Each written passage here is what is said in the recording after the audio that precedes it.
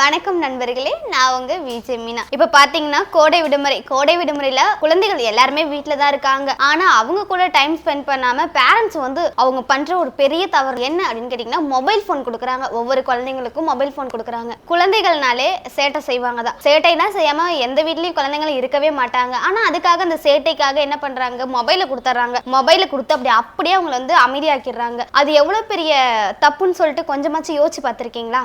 இது வந்து கோடைக்கால விடுமுறைன்னு சொல்ல முடியாது. அவங்களுக்கு பல நினைவுகளை வந்து நினைவு கூட்டுற வகையில தான் வந்து இந்த கோடைக்காலம் வந்து இருக்கும். ஆனா அவங்களுடைய கோடைக்கால நினைவுகளை, அவங்களோட செயல், அவங்களோட திறன், அவங்களோட செயல்பாடு இது எல்லாத்தையுமே பேரண்ட்ஸ் வந்து அப்படியே முடக்கி வச்சிடறாங்க. அந்த ஒரு மொபைல் போன் கொடுத்து அப்படியே முடக்கி வச்சிருக்காங்க. ஆனா பெரியவனா ஆனதுக்கு அப்புறம் அந்த குழந்தைங்க வந்து என்ன யோசிப்பாங்க, சரி நம்ம கூட வந்து பேரண்ட்ஸ் வந்து டைம் ஸ்பெண்ட் பண்ணலையே, நமக்கு மொபைலை கொடுத்தே அப்படியே அமைதியாக்கிட்டாங்களே, அதனால நம்ம எவ்வளவு மெமரிஸ் நம்மளாம் மிஸ் பண்ணிட்டோமே அப்படின்னு சொல்லிட்டு ஒவ்வொரு குழந்தையும் பெரியவனா ஆனதுக்கு அப்புறம் ரொம்பவே யோசிப்பாங்க. அந்த ஒரு தப்பை வந்து பேரண்ட்ஸ் பண்ணவே பண்ணாதீங்க. இப்போ வந்து குழந்தைங்களுக்கு மொபைல் கொடுக்காம என்ன பண்ணலாம் அப்படின்னு பாத்தீங்கன்னா, எல்லாருமே ஒர்க் போறீங்க ஓகே, ஆனா அதே சமயம் கொஞ்ச நேரம் குழந்தைங்க கூட டைம் ஸ்பெண்ட் பண்ணுங்க. அதே நேரம் குழந்தைங்களுக்கு என்னென்ன வேணும், குழந்தைங்களுக்கு என்ன பிடிக்கும், நீ என்ன ஆக போற, நீ எப்படி எல்லாம் இருக்க போற அப்படிங்கிறது குழந்தைங்கள மனசுல உள்ளதெல்லாம் அப்படியே கேட்டு தெரிஞ்சுங்க. அப்படிங்கிறதுக்குள்ள குழந்தைங்க வந்து தப்பான வழிக்கு போறதுக்கு வாய்ப்பே இல்லை. பேரண்ட்ஸ் வந்துட்டு குழந்தைங்க கூட டைம் ஸ்பெண்ட் பண்ணாம அவங்களை எதுவும் கண்டுக்காம இருக்கிறதுனாலதான் குழந்தைங்க வந்து அவங்கள அறியாம பல தப்புக்களை வந்து செய்யறாங்க.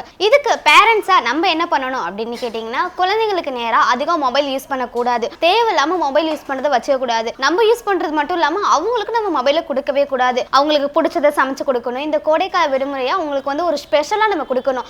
அவங்க வந்து மூளையில அப்படியே முடுக்கிட்டே அதே மாதிரி மொபைல் யூஸ் பண்ணிக்கிட்டே இருக்கக்கூடாது. அதனால ஒவ்வொரு பேரண்ட்ஸும் இதை வந்து யோசிச்சு பார்க்கணும். கண்டிப்பா வந்து உங்க குழந்தைங்களோட டைம் ஸ்பெண்ட் பண்ணுங்க. இப்போ வந்து மொபைல் போன் யூஸ் பண்றதுனால குழந்தைகளுக்கு மெயினா வரக்கூடிய பாதிப்புகள் என்ன அப்படின்னு பாத்தீங்கன்னா, மெயினா வந்து ஒரு 7 பாதிப்புகள் வந்து இருக்கு. அது என்ன அப்படின்னு பாத்தீங்கன்னா, ஃபர்ஸ்ட் குழந்தைங்களுக்கு வரக்கூடியது வந்து கண் பார்வை. இப்போ வந்து குழந்தைங்களுக்கு வந்து ஃபர்ஸ்ட் பாதிக்கக்கூடியது அவங்களுடைய கண் பார்வை தான். எதுக்கு கண் பார்வையில வந்து என்னென்ன பாதிப்பு வரும் அப்படின்னு பாத்தீங்கன்னா, கண் எரிச்சல், கண் வலி, அப்புறம் வந்து பார்வை குறைவு, இதெல்லாம் வந்துட்டு மொபைல் போன் கொடுக்கறதுனால வரலாம். அதுக்கப்புறம் தூக்கமின்மை. எதுக்காக தூக்கமின்மை வருது அப்படின்னு பாத்தீங்கன்னா, நம்ம மொபைலை வந்து யூஸ் பண்ணிட்டு இருப்போம். அப்போ வந்து நம்மளோட மூளை வந்து ரொம்பவே ஆக்டிவா இருக்கும். அதனால தூக்கம் வந்து நீண்ட நேரத்துக்கு அப்புறம் தான் தூக்கம் வரும். 3 வந்து அடிமைத்தனம்னா மொபைல் போனுக்கு அடிக்ட் ஆயிடுவாங்க. மொபைல் இல்லாம குழந்தைகளே இல்ல அந்த மாதிரி வந்து அடிக்ட் ஆயிடுவாங்க. நெக்ஸ்ட் ஒன் என்ன அப்படின்னு பாத்தீங்கன்னா, அடிமைத்தனம் அப்படின்னா மொபைலுக்கு வந்து அவங்க வந்து அடிமை ஆயிடுவாங்க. எப்படி மொபைல் இல்லாம ஒரு நிமிஷம் கூட அந்த குழந்தையால இருக்க முடியாது. இப்ப அம்மா வேணுமா மொபைல் வேணுமா அப்படின்னு கேட்டா மொபைல் தான் வேணுங்கிற அளவுக்கு வந்து அவங்க வந்து அடிமை ஆயிடுவாங்க. நெக்ஸ்ட் ஒன் என்ன அப்படின்னு பாத்தீங்கன்னா, படிப்புல வந்து கவனம் குறைவு. எதனாலனா கேம்ஸ் விளையாடுறாங்க, நிறைய வீடியோஸ் பாக்குறாங்க, இதனால படிப்புல வந்து கவனக்குறைவு ஏற்படும் கண்டிப்பா. நெக்ஸ்ட் ஒன் என்ன அப்படின்னு பாத்தீங்கன்னா, கோபம், எரிச்சல். எதுக்காக அப்படின்னா அவங்களுக்கு வந்து ஒரு பொறுமையே இல்லாம இருக்கும். நம்ம வந்து என்னதான் அவங்களுக்கு நல்லது சொன்னாலும் அவங்க சொல்றதுதான் அப்படிங்கிற மாதிரி இருப்பாங்க. ரொம்பவே கோவப்படுவாங்க, எரிச்சல் படுவாங்க. பொறுமைங்கிறதே அவங்கள்ட்ட இருக்காம போயிடு இந்த மொபைல் போன் யூஸ் பண்றதுனால. நெக்ஸ்ட் ஒன் என்ன அப்படின்னு பாத்தீங்கன்னா, வெளி விளையாட்டு வந்து குறையும். இப்ப வெளியில வந்து குழந்தைகள் வந்து விளையாட போகாததுனால அவங்கள வந்துட்டு உடல் வந்து இயக்கமா இருக்காது. அதனால அவங்க வந்து ஒரு ஆரோக்கியமா அவங்களால வந்து இருக்க முடியாது. அதனால அவங்களுக்கு வந்துட்டு ரொம்பவே பிரச்சனை ஏற்படும். நெக்ஸ்ட் ஒன் என்ன அப்படின்னு பாத்தீங்கன்னா, பேசும் திறன். இப்போ குழந்தைங்க வந்துட்டு மொபைலை யூஸ் பண்ணிட்டே இருக்கிறதுனால அவங்கள்ட்ட வந்து பேசும் திறன் இருக்காது. நல்ல ஒரு நாலேஜா இருக்க மாட்டாங்க. அவங்கள்ட்ட பேசுறதுங்கிறதே இருக்காது. அந்த அளவுக்கு மொபைலுக்கு வந்து அடிக்ட் ஆயிடுவாங்க.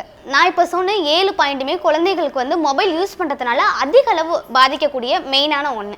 இதெல்லாம் தடுக்கணும், குழந்தைகளுக்குலாம் இந்த பாதிப்புலாம் வரக்கூடாது அப்படின்னா பேரண்ட்ஸ் என்ன பண்ணணும் அப்படின்னு கேட்டிங்கன்னா, ஃபர்ஸ்ட் குழந்தைகளோட உட்காந்து பேசணும், அவங்கள வந்து வெளியே கூட்டிட்டு போகணும். நெக்ஸ்ட் ஒன் என்ன அப்படின்னு பார்த்தீங்கன்னா, அவங்க முன்னாடி வந்து நீங்கள் மொபைல் யூஸ் பண்ணுறதை கம்மி பண்ணணும். அப்புறம் அவங்கள வந்து வெளியே கூட்டிட்டு போகணும், விளையாடுறதுக்கு கூட்டிட்டு போகணும். நிறைய கேம்ஸ் இருக்குது. எப்படின்னா மொபைலில் உள்ள கேம்ஸை வந்துட்டு அவாய்ட் பண்ணிவிட்டு அவங்கள வந்து வெளியில் கூட்டிகிட்டு போய் நிறைய கேம்ஸ்லாம் விளையாட வைக்கணும். அப்போ தான் அவங்க வந்து நல்லா ஆக்டிவாக இருப்பாங்க. அவங்களுக்கு எந்த பிரச்சனையுமே இருக்காது. இப்போ வந்து குழந்தைகள் வந்து அமைதியாக இருக்கணும்னு சொல்லிட்டு நீங்கள் வந்து மொபைல் ஃபோனு கொடுக்குறீங்க. ஆனால் அந்த அமைதினால அவங்களுடைய எதிர்காலம் வந்து ரொம்பவே பாதிப்படையும். குழந்தைகள் வந்து அமைதியாக இருக்கணும்னு சொல்லிட்டு நீங்கள் மொபைல் கொடுக்குறீங்க. ஆனால் அந்த அமைதிக்காக அவங்களுடைய எதிர்காலம் வந்து ரொம்பவே பாதிப்படையுது. என்னங்க நான் சொல்கிறது கரெக்டு தானே? அப்போது உங்களுடைய கருத்துன்னு கீழே மறக்காமல் கமெண்ட் பண்ணுங்கள். நன்றி, வணக்கம்.